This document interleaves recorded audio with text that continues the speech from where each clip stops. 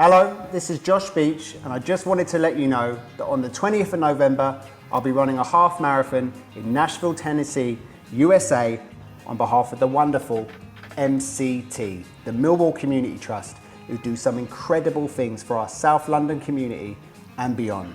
If you'd like to sponsor me, you can head to my Instagram page, which is /Josh Beech, BEECH, like the tree, and click the Just Giving link in my bio. If you can chuck me a couple of quid or whatever you can spare, it would be much appreciated. Let's raise some money for the Millwall Community Trust. Come on, you Lions.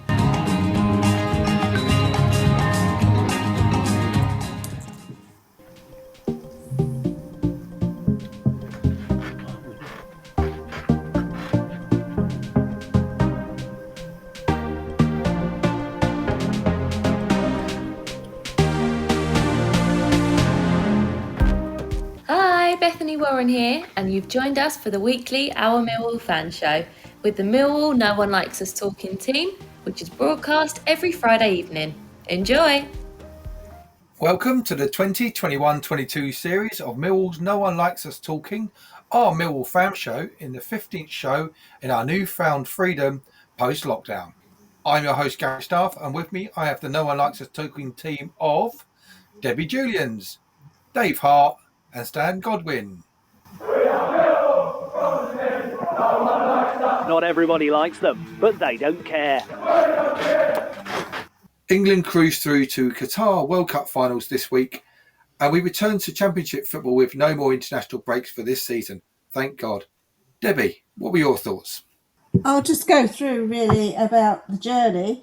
The journey from 1-1 with Hungary to 5-0 with Albania on Friday has surely settled the way for England going forward to play. Gareth Southgate took a gamble in September, clanking off his trusty roundhead helmet and sending England out 4-3-3. This was a kind of angry England Twitter select 11, with all the fun players on the pitch at the same time, except it actually wasn't fun. England were less, not more fluent, and the control of Southgate craves wasn't there. And so for Albania, we got back to the core Gareth values as England fielded a back five, plus the double bulk central midfield. We followed up on Monday with scoring 2 handfuls against San Marino, confirms the same approach, confirmed yet again. As to whether England can win the World Cup, that'd be good if Millwall could, isn't it? Then that would probably depend both on them being able to manage matches better, if they could take the lead against the big sides, and also on Southgate responding more quickly when the momentum of a game begins to turn against them. But these are not necessarily fatal flaws. They almost won the Euros, didn't they? Yeah, exactly. What do you think, Dave? Well, I enjoyed it. I was hoping that we'd go 11-0, so that hasn't been done since 1902. And I thought, wow, that's something to say I've actually seen it. So to be honest, Dave, it should have been, shouldn't it? Well, it should have been, yeah. I totally agree, yeah. But it wasn't. And, I mean, Bellingham's goal should have been a goal. Yeah.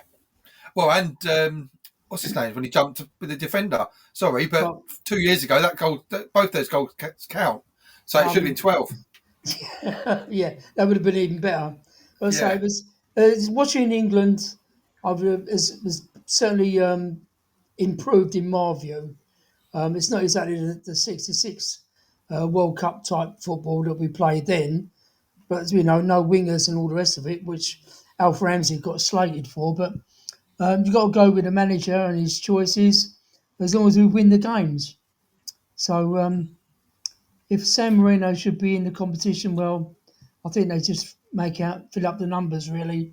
It's like Lithuania and, I hate to say it, Malta, my favourite. I do follow them on the quiet. I go there on holiday, so we see their games. So it's but they're another team. But yeah, it all just makes up the numbers. Yeah. What do you think, Stan? Well, whether San Marino should be in there or not, I mean, I don't know. I mean, as it stands at the moment now, I can't see. I mean, for them not to be in, or for them not to be in the normal qualifiers, but have some sort of pre-qualification arrangement, because it wouldn't be just them, it'd be others. I mean, that's up to FIFA to sort out. So, and I mean, if they're going to do it and when they're going to do it, I mean, I don't know, but because there's a few that you could put in there. But getting back to England, right? I mean, okay, they was against two sides who we should have won, which we did quite comfortably. But notwithstanding that, there's to me at this particular moment in time, since Gareth Southgate's been in charge of the England team, I mean, it's just been magnificent, right? No previous England manager has managed to do. I mean, people try and say, "Well, Alf Ramsey won the World Cup." Well, yeah, that's fine, and I don't knock that. But we're talking about today. We're in a position now. I mean, I'm just glad really that Allardyce had to resign after one game, because he caught out. Because I'm absolutely convinced had he not gone and he'd have still been in charge, we wouldn't have got to the World Cup semi-final, and we certainly wouldn't be doing what we're doing now. I mean, and the players they're all young players. They come in there, they're technically good. I mean, all right, I know what the opposition was like, but they'll play like that against the likes of the Italys of this world and other teams. I'm confident England will do well in the World Cup, and rightly so. And for me, Gareth Southgate's the best England manager we've had in a long time, long time. And I said it, presumably at some point, he'll decide that he wants to go to club football, and whoever takes over that job has got an hard act to follow. So people want to be careful when they start slagging off the England manager, because they won't. I'd be interested to see who else is going to be in the running for it. Someone foreign, wouldn't it? Stan. Well, I tell you, I've read things about England in not just this, but when you study the history of England and what went on in the football and the way that they were carried on as a country, it's a wonder, actually, we won the World Cup in 1966. And that's no criticism of Ralph Ramsey or the player. I'm just talking about the general way it was. I mean, it was, in many respects now, in hindsight, it was a wonder we did it. Because we were trailing years behind everybody else. Just pulled us through. But you can also say about Gareth that he managed this lot in the under-21s. It's the same players. It's the teams that's won. I think it was the under-21s tournament. About 4 or 5 years ago. And you're right. We have got to a World Cup semi-final. We got to a Nations League actual Nations League final, didn't we? And then we got to a European Championship final now. And to be honest, if we had that little bit more, and I refer back to Millwall here, sometimes I feel like when Millwall go ahead, they sit back and just let teams come on us. And both the semi-final against Croatia and the final against Italy, you just knew we scored too early. It was just, and you knew it was going to be tough. If we'd have scored that goal just after half time, it would have been different because the game would have matured in a different way. But we let teams come on to us in situations like that. And that's my only biggest fear under Gareth, that we don't finish the big sides off. I think that'll come, but you see what I find good, right? I mean, a few years ago, everyone used to be moaning about the lack of there's too many foreign players in this country. Where the English players coming from? I mean, it was being suggested at one point that a future England manager would be picking players from the Championship to play for England. Look at it now. We've got our own kids going abroad, right? Yep. Sancho, all these. But in actual fact, to be perfectly honest, in my opinion, the best thing that ever happened to English football was the foreign invasion. I tell you that now. That's the best thing that ever happened to us, in my opinion, because you're now seeing the benefits of it. You are now seeing the benefits of it. Not only at international level, but at club level as well.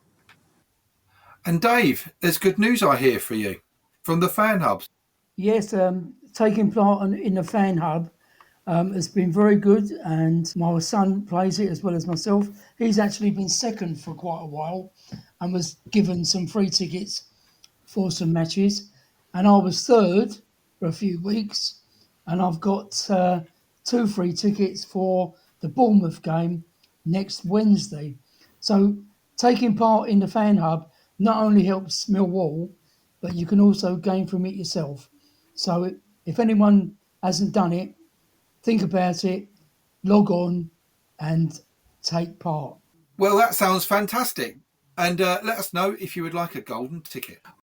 Well, on that thought, we'll take a break there and listen to Bethany Warren talking about Sands United. We know that some men can struggle to talk about how they're feeling after the death of a baby. We hope that by building trust and a common bond, by playing together as a team, many more will be able to break their silence about baby loss and help others to do the same. Sands United FC has already saved the lives of men left feeling like they had no one to turn to in their grief. Are you a father who has lost a child? Talk to Sands United. They will help. Contact them on sufclondon@gmail.com. That's sufclondon@gmail.com. They will help. I'm Gary Staff, and with me I have the No One Likes Us Talking team of Debbie Julians, Dave Hart and Stan Godwin. The No One Likes Us Talking special with Phil Coleman talking about the short life of ex-Millwall player and friend John Lyons points to organisations such as Sands United and the Proper Blokes Club. These organisations will help the need to end the stigma associated with men's mental health. Our first guest hails from Liverpool, where he developed his talent as a youth player with a team of the same name. It was from Anfield where he joined the Lions in 1999, having kept the bench warm for 120 occasions as he found himself playing as the permanent understudy to David James in his earlier years with the club. At Millwall, he made his greatest number of appearances with the one club by playing 225 times for the Lions over 5 seasons. In his final seasons, he missed out on an FA Cup final due to injury. He was a firm fans' favourite as the Den and was nicknamed Denzel as he looked and sounded like the character in the TV programme Only Fools and Horses. From 1994, he amassed 360 appearances whilst with 19 clubs, plus 2 appearances for Trinidad and Tobago, and it was in 2019 that he finally hung up his gloves with Accrington Stanley after 25 seasons as a goalkeeper. Today, he is the goalkeeping coach at Bristol Rovers, and it is my pleasure to welcome Tony Warner to the studio. Welcome, Tony. All right, Hello. Tony. I like to. Hi, Tony. Tony.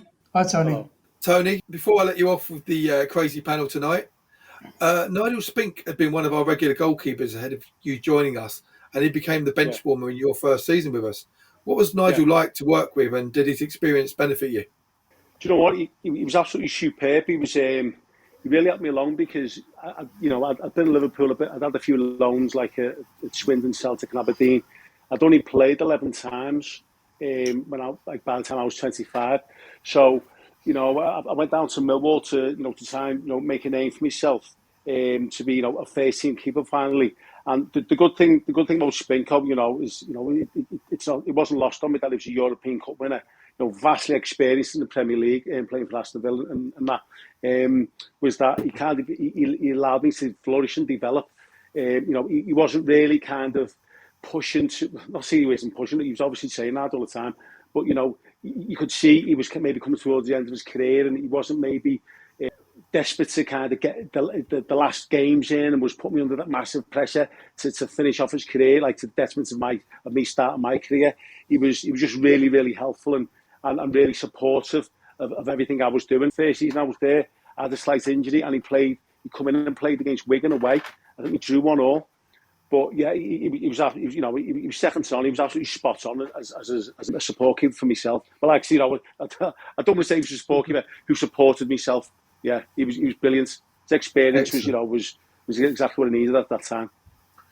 Excellent. Hi, Tony. It's Debbie here. Hello. Hi, Debbie. Hi. Your arrival and a group of homegrown talented players coming through the ranks heralded a bit of a golden period for the Lions. How did you feel coming in to join Millwall from Liverpool, and how did you get there, and what impressions did when you arrived in Bermondsey and saw the Den? Ben Roberts was there the season before and we had the same agent, and I think he went back to Charlton and the agent was saying to me, look, it's a really good club. Ben really enjoyed his time there. I think he'd be the perfect fit. So I was like, okay, fair enough. Went down there for a trial. And straight away, I was really impressed. You named you mentioned the young players there. Like the ones that stood out for me, there was Stephen Reid, Paul Eiffel, Timmy Cahill. Those are the three that I was thinking to myself, like, they're only young lads, but just absolute animals on the training ground. They were really, really, they were focused, they were determined, they were aggressive. I think they bought right into the Millwall kind of fold. And they were the three I can remember. I just remember there was the crossing and finishing session. And I just remember specifically Paul Eiffel and Reedy just whipping in these crosses. I'm thinking, God, see what they can have for a good crossing for young lads, you know what I mean? And then you got the likes of Timmy Cahill was just, was on the end of the headers. Neil Harris, he'd been on trial at Liverpool, so I recognised him. I played in a couple of reserve games. I think it may have been the season or 2 seasons prior to me getting down to Millwall. So I knew of Chopper. So yeah, it looked like a really good squad. It was a good blend of youth and experience. And I thought to myself, I think this team can do something, and I feel like I've arrived in the right place. I was right up for getting involved, like the Millwall vibe and everything that the team and the club stood for. I was happy to buy right into that. It was right up my street. So I was really impressed when I got down there, and I wanted to stay. Brilliant. Evening, Tony. Dave here. Oh, like Dave. Brilliant memories of your time with us, and it doesn't seem that long ago either. It was a time when you arrived that we had Alan McCleary as the manager, then you saw Mark McGee, and finally Dennis Wise. Tell us about your experience with those three managers. When I first come, there was Keith Stevens as well. They were funny, Keith and Alan, like they were just like proper Millwall stalwarts. I remember we had to go on a park run around the back of the training ground, and Rana was just getting right into me ribs. Goalkeepers aren't maybe the best runners, he's getting right into your ribs, just calling me all kinds. You lazy dish, get up, catch him in front of you. It was like a drill sergeant rather than me. Yeah. But I thought, this is what football's all about. I thought they were great, to be fair. Again, just for me, my first season, I just need to be playing games and to have somebody who had faith in me, and they did. So that was what I needed at the time, and I think for me the team played really well. Got to the playoffs the first season, got turned over by Wigan in the playoffs, unfortunately. But I think we laid down a marker there, and then we went on to win the league the season after that. I know Alan and Keith got let go early on. I think it was just after the Brentford game, and then he brought Mark McGee in. I thought Mark McGee just brought a different aspect to it, just a bit more detail, really, a bit more detail to how to prepare for games and how to attack games. He put on the board, like a 6-game block. Like we fancy getting points in this game and that game and the other game. Like this is where we need to be after these blocks. There was a lot of stuff like with nutrition, which he brought in. So he just raised the bar a little bit. I thought, Matt McGee, and I think that was a deciding factor on us, just having that final push to win the league, because the team didn't change really. It was the same team, it was the same squad that got to the playoffs the season before. We weren't that far off. We're probably as good as anybody, but sometimes on that night, you don't get the rub of the green. But Mark McGee just made sure to make sure we crossed the line first, which is brilliant. It's the only medal I've ever won in football. So without that, there's lots of lads you can go through football at high levels as well, which have never actually won anything. They can be successful in promotions and through you can finish second or you can get through the playoffs and stuff. But I've got a league winners medal there, and it's the most precious thing to me, from football. And it was involved in that team that Mark McGee led, and and obviously the Millwall side. And then I don't whatever something happened with Mark McGee, with Theo, whatever, but he ended up leaving. And Wise, he was just a natural progression. I think he was on site. I think he was looking to become a manager. May come a little bit earlier than we thought, but yeah, he took the reins. He had massive respect of the players, so there wasn't an issue of him kind of leading the team. Because I think he's been a massive leader all the way through his career, for probably a good, 10, 15 years prior to kind of being with us, maybe even 20, with Wimbledon, with Chelsea. So he was a natural leader. Took over the team, and after a couple of seasons, we got to the FA Cup final again, which is a massive achievement. It's not it's not lost on the Millwall fans, obviously, but to be involved in the FA Cup final with Millwall was absolutely priceless. And Wisey and the team led us there. Yeah. Tell us, did Wisey actually get you a cup final medal? He did, yeah, because he asked me and Muzzy, because we were injured, he asked me and Muzzy to lead the team out. Now, it'd never been done before in the history of the FA Cup final, and the FA weren't keen on it. And what they were saying was, the manager, be a player manager or just normal manager, has to lead the team out. That's like the procedure. So Wisey wasn't really having none of it, because he said, you're injured, you've kind of missed out. I want you to have this, it'd be a bit of a good touch for you to lead the team out. So the FA, up to the last minute, were like, no, we're not going to allow it. So they come to a compromise of, if Wisey kind of just takes one step outside like the tarpaulin, it's officially been done, and then we could kind of flank him and we could walk out with Alex Ferguson. So Wisey's like, okay, fine, yeah, it's a good compromise. So as the teams lined up in a tunnel, Wisey would generally be in the middle of the squad, of the line, and the referee was calling them forward, and he was like, no, I'm not going, like, no, so I'm not moving, so there's nothing you can really do about it, and like the clock's ticking, the telly, the production people are trying to get you out and all that. So me and Muzzy were standing at the front with Alex Ferguson. So I'm thinking to yourself, right, okay, bleeding hell, the whole world's watching. It's brilliant, you know what I mean? So I'd had my knee operation quite a while before Muzzy, so I was a bit more light on my feet. He was a little bit laboured. So they went, right, let's go. So Muzzy's he's labouring on. So off I went. So Alex Ferguson comes out. I comes out. So I think officially I'm the first player ever to lead the team out without being a manager. And then Muzzy kind of was bringing up the rear and holding the team back. But I thought, it's FA Cup final, I'm going. So off I went. The game, unfolded.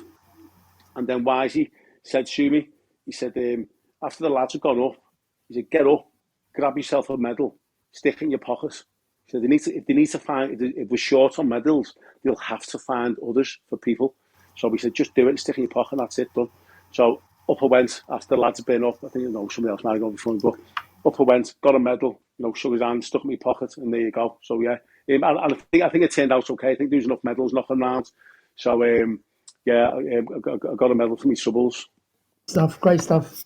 It's funny you're talking about that, Tony. I'm actually just sitting here right this second, looking at you standing in the lineup with the referees in the middle with the band behind you. I've got that picture on the wall in my office. There you go. Really? Well, you'll have to send me that, because I just can't get pictures of it, of the final anywhere. I've looked, but I can't find it. So you'll have to get that one through me. Yeah, I will do. Definitely will do. Brilliant. Watch it, Tony. Stan here. You have talked about the managers, leaders in the team were prominent characters too.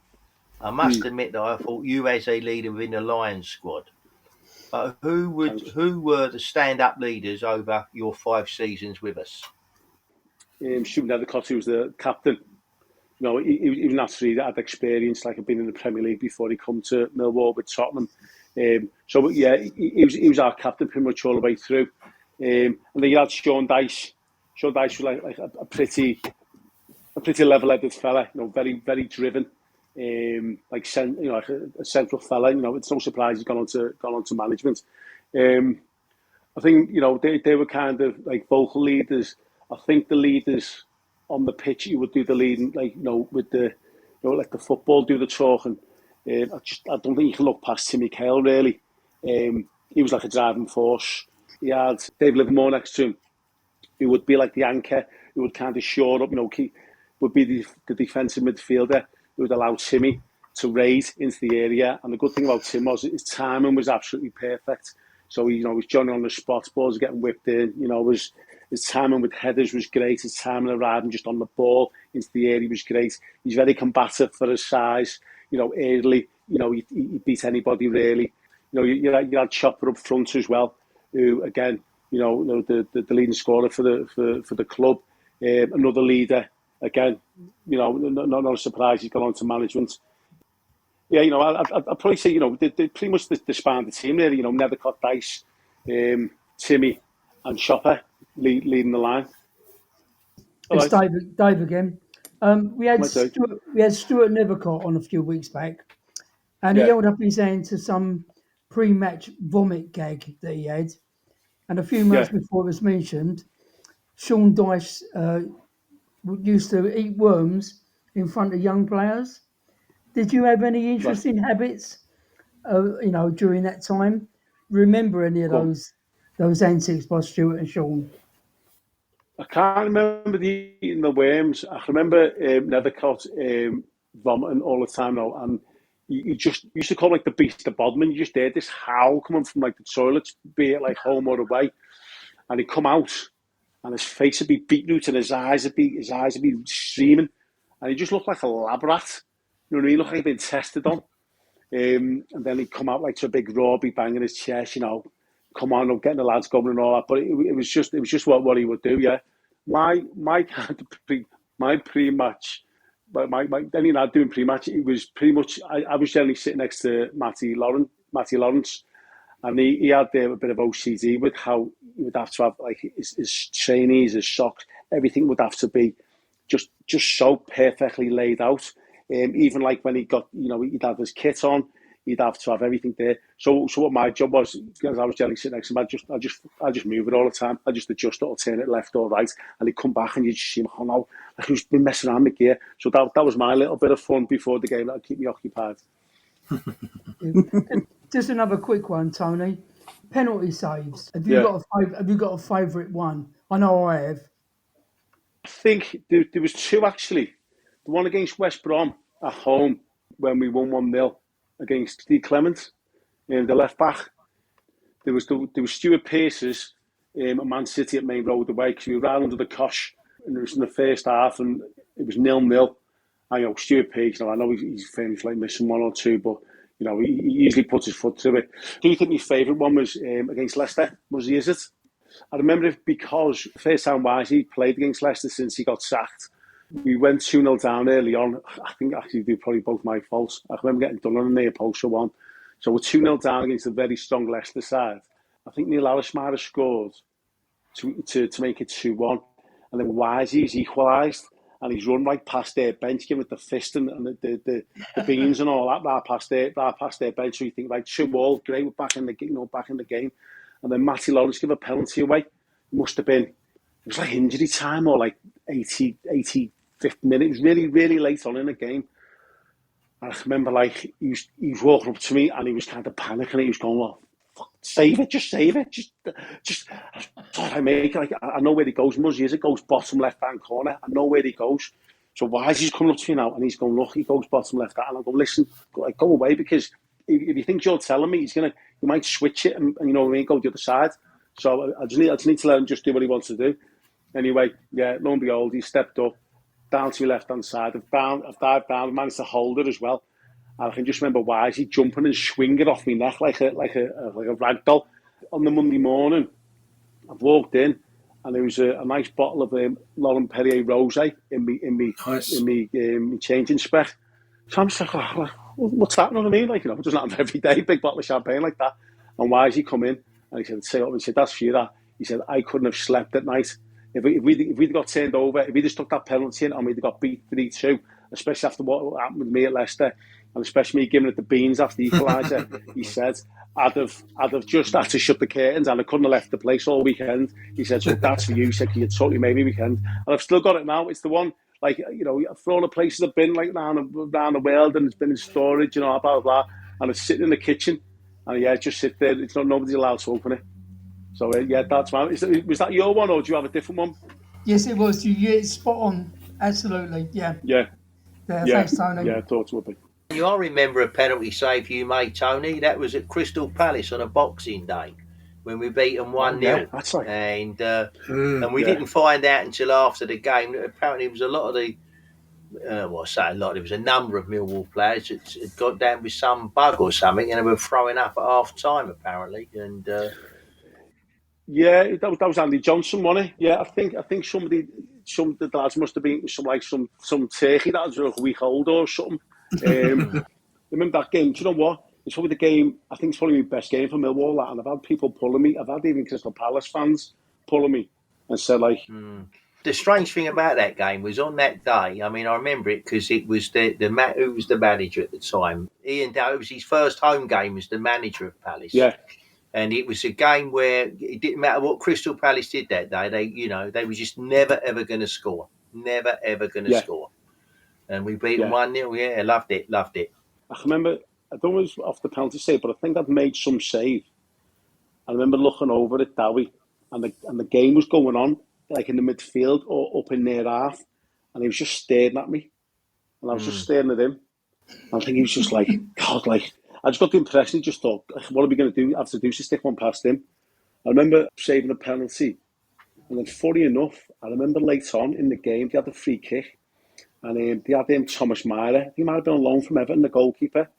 And he come up into the area, to try and obviously make the numbers up. So the ball's got knocked in. I think I've come for the cross and I've caught it. And I've landed next to Thomas Myra. And I've just looked at him. We just looked at each other like with a bit of surprise. And I've just looked down. I've looked down the pitch and the goal's empty. And I thought, tell you what, you've got to win this now. If you can save a penalty and score in this game, like, you can retire tomorrow. The game, you know what I mean? It's all done. You can retire, happy man. And I remember he just looked at me and he set off running back down the pitch. And I went for it. I kicked it, but I hooked it. And I think I went out for a goal kick, or it might have even a beat. I don't know. But I remember thinking to myself, the goal was gaping, and I had a shot, but no, it wasn't to be. But if that had gone in, I think I'd have dived into the Millwall fans that day. I probably wouldn't have gone out. Oh dear. Tony, it's been absolutely brilliant to speak to you. Before I go, though, I want to ask you about what you think about Bart and how he is at the moment, and what's your thoughts on him? I think he's a great goalkeeper. Millwall were forced to get him. I know he had like there was an issue over his medical and stuff. I think he's a top draw goalkeeper. If Millwall are going to make the push, to finally try and get into the playoffs or push on all the way, I think he's the right man for the job. Excellent. And we're up at the Riverside on the weekend with Chris Wilder's first game. With us. Yeah. Do you think we'd turn him over? Yeah, why not? It's always a little bit difficult when new manager goes in and they can be buoyed, can't they? But Millwall, was a consistent side, consistent manager and all that. They're the ones who are going to be maybe a little bit nervous going in with the new manager and stuff. So why not? Exactly. It's like while the iron's hot. Exactly. Tony, absolute pleasure. And I suppose we could have made 2 shows with you talking about your stories on it tonight. It's an absolute pleasure. Thank you again. All the best at your endeavours over at Bristol Rovers. And bye from us. Cheers. I'll make sure I get that picture to me. Yes, I will do. Thanks, That's Tony. Precious. Bye-bye, Tony. See you, Tony. Bye. Cheers. Bye. We'll take a break there and listen to Debbie Julians and Harvey Brown talking about the Lions Food Hub. First of all, let's hear from Harvey Brown. Have you heard of the Lions Food Hub? It is now located in the Millwall Community Trust car park. That's beside Millwall's Den in Ballina Road. That Millwall Lioness, Kelly Webster, is involved. Don't forget to help the Lions Food Hub if you can. Thank you. As Harvey said, they need support, and you can help if you can by making a one-off or a regular monetary donation online at Banquet, that is BANKUET,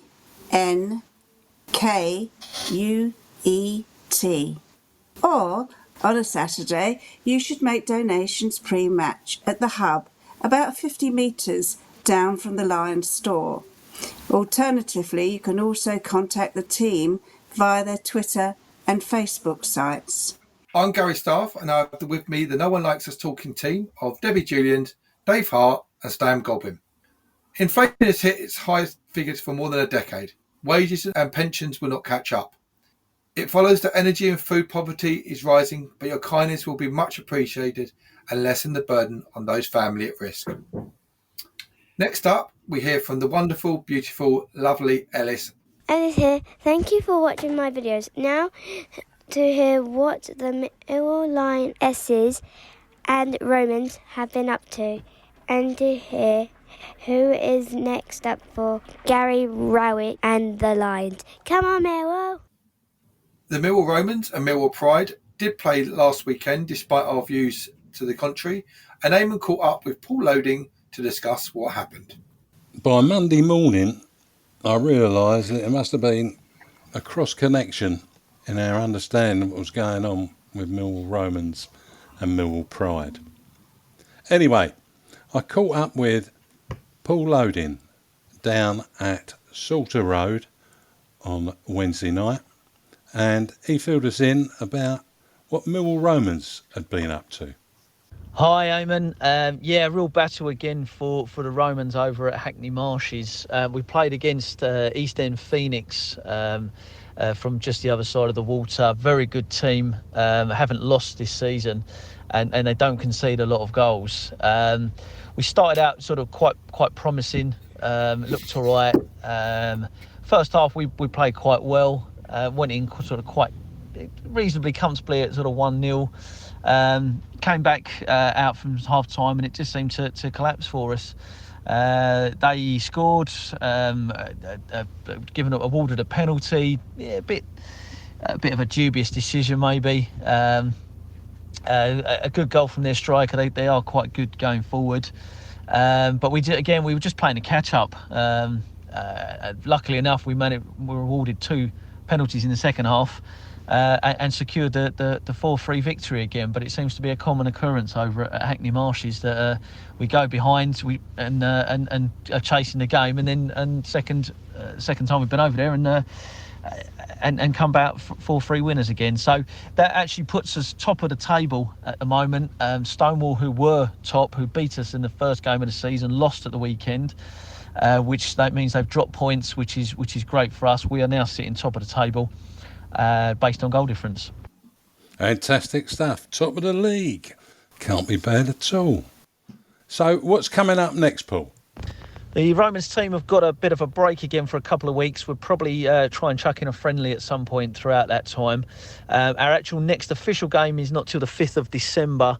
We're hosting Soho Freedom at St Paul's, probably in the afternoon of the 5th, but I can come back to you with some more details on that one. Soho Freedom, we beat them last year. That was the big win from last year, the 26-0. They have improved somewhat since then, but we're back on our home ground, which makes us feel a lot more comfortable.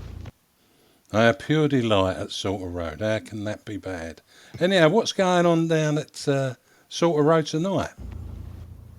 We're training obviously every Wednesday still. Tonight we've got another a student journalist coming down to have a quick chat with us. Plus we've got the Millwall media team coming down just to have a quick chat with us about the Rainbow Laces campaign. So that'll be I believe a documentary that's going out just for Rainbow Laces Day, which is planned I think on the 8th of December.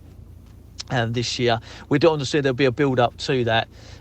So we've got them coming down tonight at training. Excellent. That sounds really, really good. Now, on top of that, there's a game that's very important this Saturday as Millwall return to the Championship. Middlesbrough versus Millwall. What do you reckon? Middlesbrough away this weekend. Middlesbrough, but obviously a bit lower on the table than Millwall. I'm going to say we're going to nick 3 points this weekend. I'll go Millwall 2, Middlesbrough 0. Well, we'll take that all day long. The other bit of good news that came out of the camp was that Millwall Pride recorded their first point in the league. And would you believe who they got that against? Yeah, you guessed it. Charlton.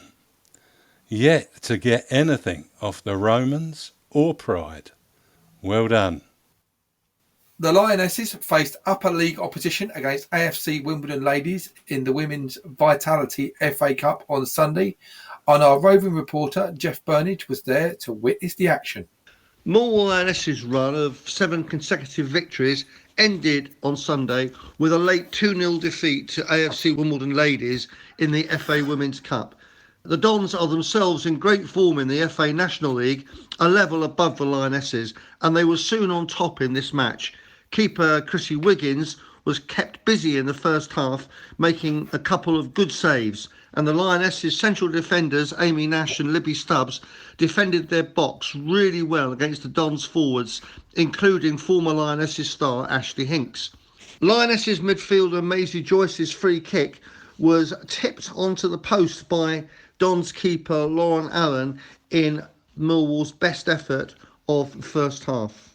The second half saw the Lionesses come more into the game, but eventually Wimbledon broke the deadlock after 79 minutes through striker Katie Stanley, who followed in on another good save by Chrissy Wiggins. That looked to be enough for the Dons, but in the 90th minute, substitute Emily Oliver scored to make it 2-0. The Lionesses' biggest attendance for 2 years all showed their appreciation for a battling performance against a very strong Wimbledon side. So the Lionesses will have to learn the lessons from this game and start another run of successful results when they return to league action against Aylesford at home in 2 weeks' time on the 28th of November. Thanks, Jeffrey. What a result for the Millwall Pride, getting their first league point away to Charlton. Romans continuing their conquering, but the Lionesses come unstuck. What are your thoughts on that, Dave? Well, it's great news to hear that both Pride and the Romans are carrying on winning. And with the Lionesses, their run just comes to an end, as they all do. Another league up, AFC Wimbledon were always favourites on against the Lionesses. So it's just a shame that they couldn't actually pull something out of the bag. No giant killing this time round, but hopefully they'll get back on their winning streak again. Do you agree, Stan?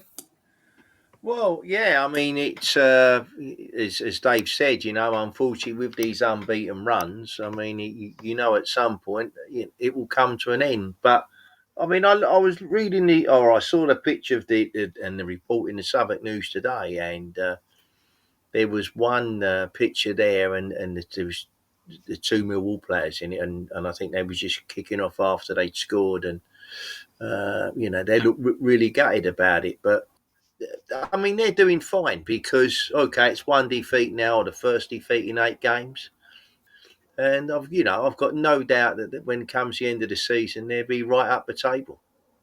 Can't disagree. And what do you think, Debbie? You the same opinion? Well, great for the Pride and Romans, especially against Charlton. I actually went to the game on Sunday, and it was really, really impressive that they're above us. The girls did not stop trying, and Chrissy Wiggins was just, she saved so much, and she was just a complete star. And Lucy as well, she was the striker. She was really, really trying her best. And they held so well. And just that final bit that they got in, and we really got under their skins. So the girls played exceptionally well.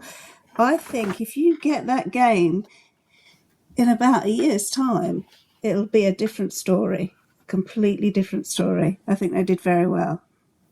I can't disagree, and it's good that the Pride are getting up to speed now. The Romans, well, they speak for themselves. They're going to be one of the best teams in that league again this year. The Lionesses, look, I was following that game on Twitter at the weekend. I was gutted when I heard it, when the first goal went on about 80 minutes. But as you're saying, Debbie, look, we're not far behind the team at league above us now. We are taking that push on, maybe a couple more to add to it. And we're starting to be where we want to be. And in 4 or 5 maybe seasons, we'll be back where we were, touching on the elite leagues again and playing the better teams. They were, with the new manager, I think they're going to really get back up there. Excellent. Well, Henry Stato Morgan was unable to speak with our friends in the north this weekend, so please hear my views instead. The view from the northeast ahead of our game away to Middlesbrough does not make for good reading.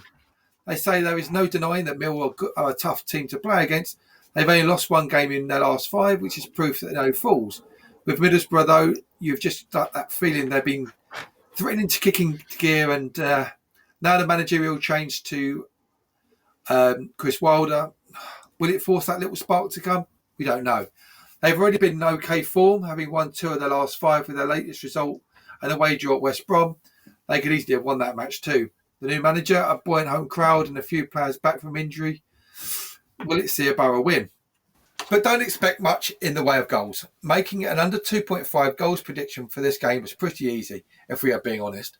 Both teams have formed for low-scoring games, with Middlesbrough seeing 4 of their last 5 go under 2.5 goals, whilst Mill's last 3 have all been south of the 2.5 cut-off.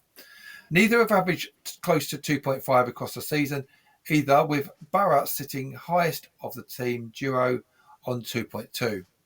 Then to cap it all off, you have the new gaffer effect. Chris Wilder, as I mentioned earlier, might be a good manager, but Kevin Keegan will score 1 more than you type he is not.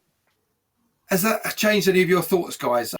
It's interesting because, in my opinion, Chris Wilder is a top manager. And I think Sheffield United made a big mistake by getting rid of him. That's my view. But I read a piece tonight, it was interesting. And, you know, a lot of people think that when they get a new manager coming, they get this bounce straight away. But he said, but when you look at the stats, he said, it don't always happen on the first game. It tends to happen 2 or 3 games down the line. So player for player, we're equally matched.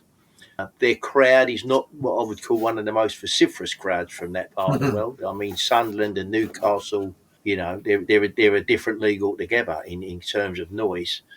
But no, I'm confident we'll do okay. Can you imagine us getting a 1-0 win up there, or if not a 1-0 win by the odd goal? Yeah, I'll take that. Debbie? Well, Millwall have posted 5 wins from 8, moving to within 1 point of playoffs. Riot and the team are aware that the one setback could make them drop back down into the bottom half of the table. But there is a feeling that Millwall are building some much-needed momentum. That is despite our 1-1 draw at home with Derby County. With us failing to find a winner while at a player advantage during those closing 27 minutes, we were unlucky. We've got Sean Hutchison and George Evans are both expected to come back into contention for Millwall after injury. The pair, along with the likes of I can never say that, and Matt Smith, are all pushing for a recall after some of their teammates misfired versus the Rams. I think the new manager factor, Chris Wilder, in charge, will pose a challenge, but I'll go for I was going to say 1-1 draw as a minimum, but I spoke to Harvey today, and Harvey said 2-1, so I'm going with Harvey 2-1. Go on then. David? Billy Mitchell, doubtful for Saturday.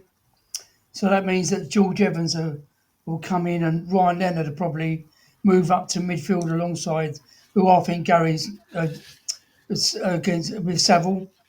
I would play Bradshaw and Bennett up front. I think those two are going to be quite a useful pairing. But Middlesbrough is always going to be a hard place to go to. Historically, I've found it quite hard up there. And prove me wrong, Millwall, but I think we're going to lose 4-0. Wow. Didn't see that coming. By how many? 4-0. Cool. I don't know where you come to that idea, Dave. But well, oh my God! Just prove me wrong. Well, I'll take all the stick if I get proved wrong. Okay, all right. I'm a bit shocked at that one. I don't know where to go. But Chris Wilder effect. Look, I know they've had a tough time under Warnock, but I think we're going to win. I think we're going to win. I'll go 1-0 as well. It's a tough place to go. Look, we've never had much luck up there. But I don't think Wilder would have managed to get his thoughts across just yet. And they're not full of confidence up there. I know it'll probably be a big crowd, first game and all that. But Millwall are the type of team that go in and upset the party quite a lot. So 1-0 for me, please. Right. We'll take a break there and hear what Fantastic Fanatics can do with a little bit of help from ourselves. And that's all of us. Hi, I'm Richard Gordon, and I'd like to invite you to become a Fantastic Fanatic. Fantastic Fanatics is a great way to raise funds for your sports club. Sign up today, find your club, and securely register your everyday debit and credit cards. Every time you spend with our retail partners, they pay a percentage back to your club.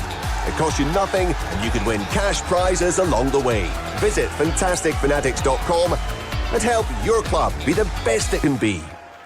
I'm Gary Staff, and with me I have the No One Likes Us Talking team of Debbie Julians, Dave Hart and Stan Godwin. With Christmas coming, why not spend through the Fantastic Fanatics site and give a Yuletide bonus to the Millwall Community Trust? That will help them to do things like what you will hear about next. Tim Sales of the Millwall Community Trust is delighted to announce that they will soon be offering children and young players the opportunity to attend their new Millwall Community Trust Player Performance Pathway.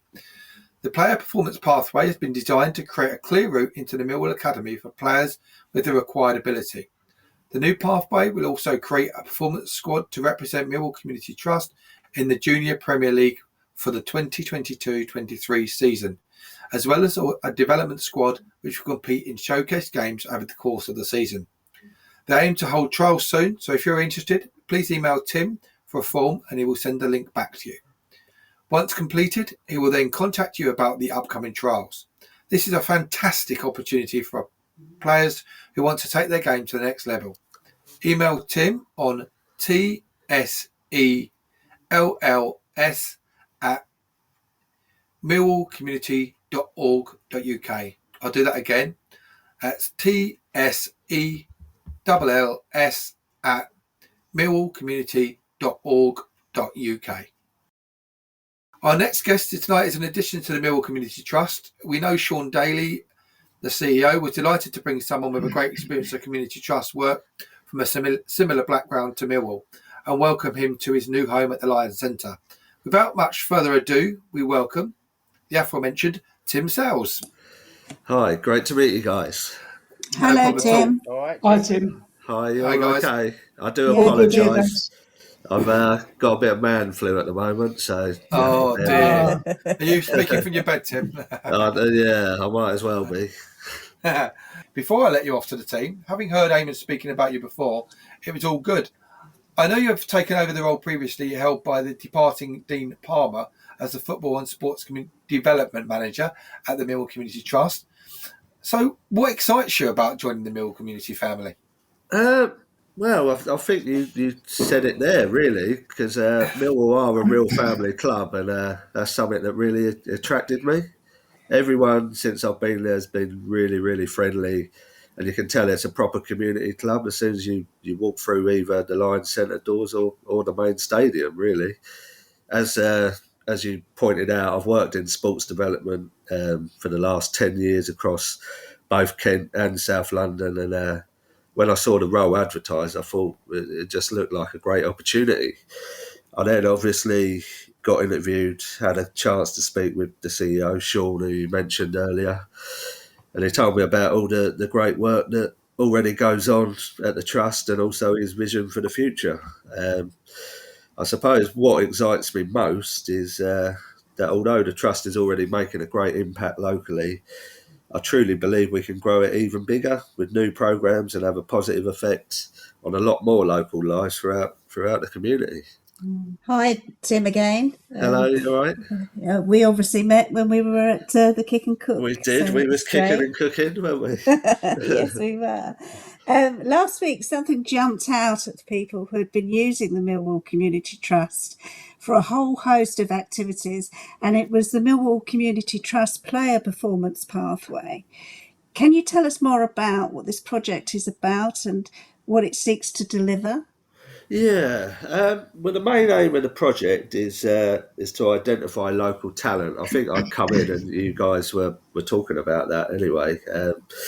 There's a lot of local talent out there that doesn't often get spotted or seen or picked up, and we lose a lot of lads out of South London to the so-called bigger clubs in the Arsenals and the Chelseas and stuff. So what I want to do is provide an opportunity for players to congregate locally where we can work closely with the academy, and we'll help develop the boys and girls, and basically keep all of these players in one place. So it's very easy for the director of the academy to come down, or scouts, and we can recommend players and such. So at the moment, I'm sure you're aware, we currently deliver the Premier League Kicks programme, which is a fantastic initiative, but it's very much a recreational session. So anyone turns up, and I believe there's a gap between that and academy level football. So what happens is a lot of the local youngsters, the ones who really want to progress, they tend to either go to a private academy or they go for additional training at local rival clubs' development centres. So my main aim is to bridge this gap between sort of recreational and academy, and provide professional academy level coaching for these local kids who wish to develop to be the best they can be. So obviously we're going to work really closely with the academy, so we can recommend players to go up on trial with them, but also so they, as you probably know, not all kids go through academy football and go straight to the first team. There's a lot that get sort of, they might not be ready for it at that certain stage, that age that they're at. So instead of them getting released back into, no man's land, sort of, as it were, the academy can drop them back to us and then keep an eye on them, because they might not be ready at that age, but as we all know, within a year, a certain growth spurt or something like that, then they might be ready to go straight back in. So it's about keeping the kids in the local area, but offering them decent opportunities. Fantastic. So it's not just good for the children, it's great for the club as well. Yeah, exactly. The idea is obviously the more we can feed into the academy, then, hopefully some of them will go on to become first team players in the future. Because even I was down at Fisher the other day at St Paul's Sports Ground talking to the chairman, and he said he used to be in charge of the district team in the local area, and said they've had boys who have gone on to Arsenal and Chelsea and everything, but they just didn't have anywhere locally that would, without the academy, would really push them on. So we want to be that sort of conduit for the academy. So yeah, excellent. Hi Tim, Dave here. Hello, Dave. You're going to roll out this player performance pathway. Who can actually apply to come onto the pathway? And what would you expect from them? Yeah, well, anyone can apply, first and foremost, because the aim is to have a tiered sort of approach. So anyone who's keen to really progress in their football is welcome. But we're going to have we're going to look to have a 3-tiered approach. So tier 1 would be developing players. Tier 2 would be, we'll call it performance players. So this would be children who would be a bit more advanced, maybe not quite academy level, but knocking on the door. So, and then obviously tier 3 would be the academy. Tier 2 would be the guys that we would be looking to put into the Junior Premier League, which I think was mentioned earlier. So the Junior Premier League was being set up to be sort of showcase players who aren't quite in academy football, but there's a lot of scouts around and stuff like that. So, yeah, we're going to aim to put our tier 2 players into teams that will compete in that. Ideally, we want to work with kids from 7 to 15 in the first instance, and we'll probably group them in age bands and then hopefully into their own age groups on different days throughout the week. Basically, this is a fantastic opportunity for youngsters as far as I can see. So, yeah, it sounds very good to me. Yeah, very good. Tim, it's Stan here, mate. Hello, Stan. When it all starts and it's a regular annual recruitment, or how can people join? Moment, we're currently taking expressions of interest. So, as you said, if people email me or give me a bell, I can send them a link so they can sign up. The idea will be that we're going to have trials either towards the end of this month or very early in December, with a start date just after Christmas, because obviously the schools are going to be breaking up and stuff soon.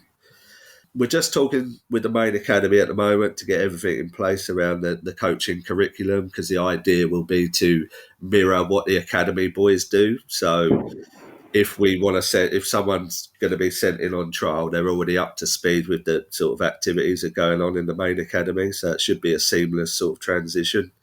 As you guys probably know, we've got 2 of the best venues in the area at our disposal with St Paul's Sports Ground and obviously the Lions Centre. So we're going to be utilising those.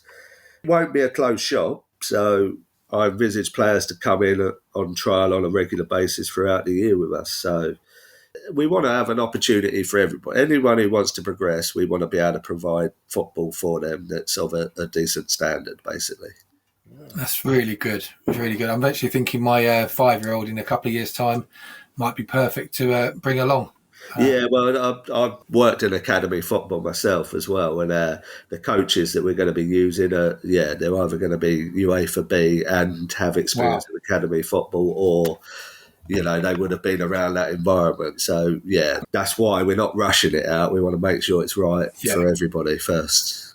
Well, brilliant. When I first heard about it, I thought, you know what, that's we all need to know about. And look, you said one thing in there about your kids, like whether they do drop down, they don't just go back onto the streets or back home or having to start again because that's all they wanted to do. You all can still keep them in your wing to say, look, give it another year or so, you might take that step back up, rather than being just chucked back out and left to their own devices, if you know what I mean. That's it. Yeah, because there's a massive track record of kids who have been released and that, and then within a year or two, then they picked up, and then it's like they're playing at arguably some of the top clubs in the country, and it's like, well, yeah, if we can give them that platform, we're not losing them. They're still on the radar. Then it's got to be beneficial for everyone. Exactly. Lastly, before we let you go, Tim, to have a prediction from our guests. So this weekend we got Middlesbrough. What's your thoughts? Well, they had a good result against West Brom, didn't they, before the international break? But it's got to be Millwall, isn't it? It's got to be Millwall all the way. 1-0 to Millwall, I'm going. I'll take that up there as well. Yeah, Chris Wilder wouldn't like that on his first game, would he? No, that'd be lovely. That'd be lovely to spoil it for him, wouldn't it? It would. Brilliant. Thanks for joining us, Tim. I'm sure we'll hear much more from you in the future, and hopefully some of our team will catch up with you in person before long. Until the next time, all the best, and bye for now. Yeah, no, thanks for having us, and lovely to meet you new guys, even if it is over the radio. Hopefully I'll meet you in person soon. Fingers crossed. Yeah. All right, when I haven't got the man flu, preferably. I've seen you without the man flu. Yes. All right. That's great. All right, thanks a lot, guys. Cheers. Bye. Bye-bye. Right, guys, we'll take a break there and listen to Bethany Warren describing a most helpful app for the blind and those with poor sight.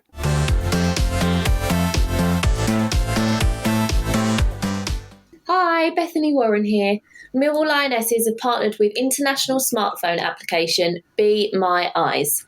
Be My Eyes is an application that truly benefits the poor of sight and the blind, but is supported by those of us that can see. You might wonder how blind people deal with everyday challenges. Well, normally the answer is simple. We're not that different from you. We play music. We go to school. We go to work. You get the picture. But sometimes the simplest things can be difficult, and we need a pair of eyes. Connect to first available number. That's where you come in. Establishing video connection. Through your smartphone, Be My Eyes connects the blind with sighted people through a live video connection. Simply choose if you need help or want to help by the click of a button. That's a nice picture of you and your family, Caroline. Is it for a present? Yes, it's a photo from my parents. You can help just by installing the Be My Eyes app. Correct image. And we'll notify you when someone needs your help. And if you're in the middle of something, don't worry. Someone else will step in. So, would you care to be my eyes? Download the app onto your smartphone now and help those that need your eyes straight away.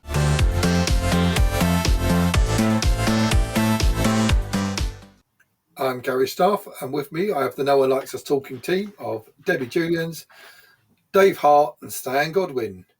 Can you imagine if you were blind or poor of sight, the difficulty involved in buying and matching paint, wall coverings, curtains, etc.? Why not get the app and help the blind and poor-sighted to make decisions? People continue to lose their lives to this dreadful virus or as a consequence of suffering with it. As deaths increase and infections continue, high numbers are being hospitalised too. Our thoughts go out to their families, friends and those that take care of them. Additionally, please respect the requirements of transport and other locations in reducing risk of infection to minimise the possibility of further lockdowns. Also, be accepting of the preference of individuals in how they protect themselves. First off, what about sponsoring a player enjoying a great executive lounge VIP package with family and or friends, or just getting behind the club in a number of different ways? And that includes business propositions from advertising to sponsorship. Just contact the lovely Andrew Stead or Marcia Wood in the commercial department to find out more. The Lions Raw magazine has not yet hit the streets yet. Editor-in-Chief Aisha Smith is back and we will let you know when the magazine will appear. Good night. Next week, Henry returns for the show on Friday at 8 p.m. to host another panel of surprises. From surprises to game changers, the Proper Blokes Club continues to amass an incredible following and their walks take on some fantastic strolls. Come along and, as you may have heard previously, join Scott Johnson, their leader, in breaking the stigma of men's mental health on any of the walk and talk groups. And there are a good few from familiar locations. Just check out the Proper Blokes Club on Twitter and Facebook for arrangements. This, amongst a number of initiatives, is applauded by former Lion Phil Coleman. And that's good night from me. Don't forget, player sponsorships for the Lionesses is available this season. Why not share the burden between a few of you or even a couple of companies? If you can give them some added support, you can find details on their website. Just put Millwall Lionesses into your browser and you'll find them easily enough. Lastly, the Lionesses are recruiting at the moment, in particular under 18s. If anyone is interested in coming down to St Paul's, Salter Road, Rotherhithe, please email recruitment@millwall-lionesses.com. I'll repeat that, recruitment@millwall-lionesses.com. Or direct message either their Twitter account or Instagram account, Millwall_LFC. And don't forget Millwall Romans and Pride need you too. Go along on Wednesday nights at 7:30 to St Paul's Sports Ground and introduce yourself to player manager Paul Loding to find out about joining them. And that's good night. Don't forget you'll be able to listen to the No One Likes Us Talking team, bring reports from our games both home and away, and updates on Millwall Community Matters too on Maritime Radio, broadcasting on 96.5 FM. Also, why not listen to the third of the new Millwall No One Likes Us Talking monthly podcasts featuring former player Phil Coleman and also the No One Likes Us Talking special focused on the short life of a former Millwall striker, John Lyons. Links are on our Instagram, Facebook and Twitter social media sites and all popular podcast sites. That's it from me. Thanks Debbie, Dave and Stan. Finally, let's not forget to keep it safe on our streets. Good night.